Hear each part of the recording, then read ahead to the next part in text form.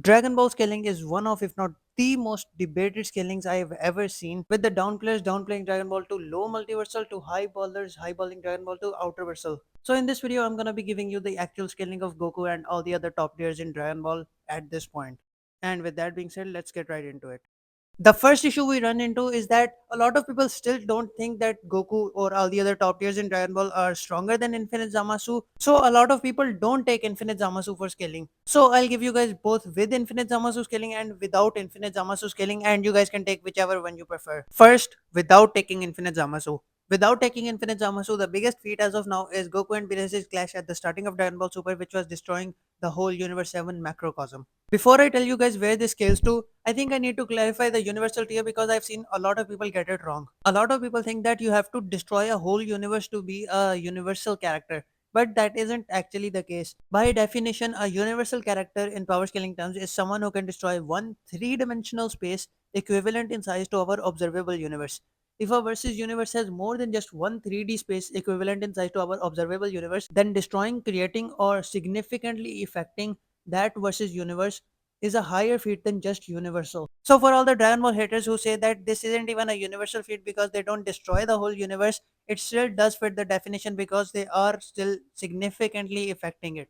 Now, where does this feat actually scale? So the Dragon Ball macrocosm has at least 5 different realms, out of which Otherworld is directly stated to be a dimensionally transcendent realm, making it at least 5D because it transcends living realm, which has 3 spatial dimensions and 1 temporal dimension, which will make it 4D. So literally the lowest you can go for Otherworld is 5D. It is a dimensionally transcendent realm, which means it transcends all the dimensionalities of all the previous realms, which makes it at least 5D. And since Otherworld doesn't have time, that means that all these 5 dimensions are spatial dimensions. There is also the Dead Zone, which is a 4D realm, and that is further backing up for Otherworld having 5 spatial dimensions and being 5D. And I know, Dead Zone is a non-canon realm, but the thing is, the cosmology of the Otherworld isn't gonna change from timeline to timeline.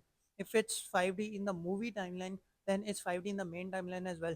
You can't just say that it's 5D in the movie timeline, but in the main timeline it's not 5D. Like, that makes no sense at all, because the cosmology of the same exact realm isn't gonna change from timeline to timeline. It's gonna remain the same. And movies aren't exactly non-canon. Movies are canon, just taking place in a different timeline, which is something Akira Toriyama himself has said. So the doesn't exist argument doesn't work here. Otherworld is 5D in the movie universe, so it just has to be 5D in the main timeline as well. You can't just say it's 5D in one timeline but not 5D in another. That's just stupid.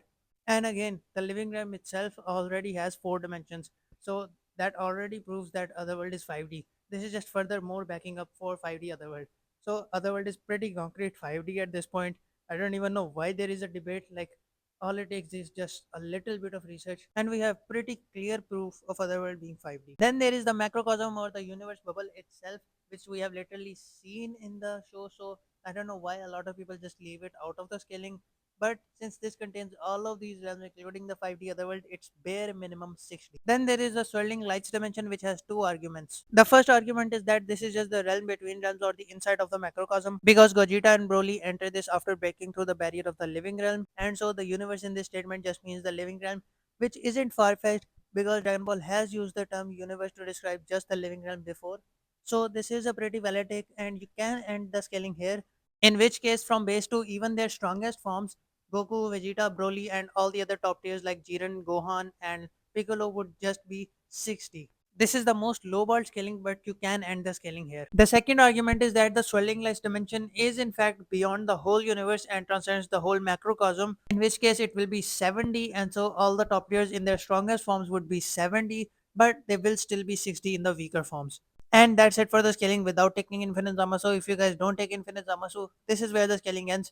Goku and all the other top tiers are either 60 or 70 depending on the arguments you want to take. Now, if you guys do want to take Infinite Zamasu, first of all, add one dimensionality for the neutral space, which is the space that contains all of the macrocosms. Therefore, it will be one dimensionality higher than them. There is also Zeno's realm, which a lot of people don't include in this feat, and reasonably so, because when Zeno arrived on Earth and saw Infinite Zamasu, he was surprised, which means that Infinite Zamasu didn't merge with Zeno's realm. So while this also backs up that Zeno's realm is beyond the multiverse because Infinite Zamasu merged with the entire cosmos, and yet Zeno's realm wasn't included in this. It also shows that Infinite Zamasu didn't merge with Zeno's realm. And it makes sense. I mean, he only wanted to kill all the mortals. He had no reason to risk it against Zeno. So it makes sense why he wouldn't merge with Zeno's realm. But some people also argue that he over time merged with it. So if you want to take it, add a dimensionality for it. If you don't want to take it, then don't add a dimensionality for it. And finally, add one dimensionality for timeline itself. So the scaling with Infinite Zamasu is anywhere from 7D all the way to 10D. And with that being said, that is the end of the scaling. I hope you guys enjoyed this video and I'll see you guys in the next one. Take care. Please like and subscribe. Bye bye.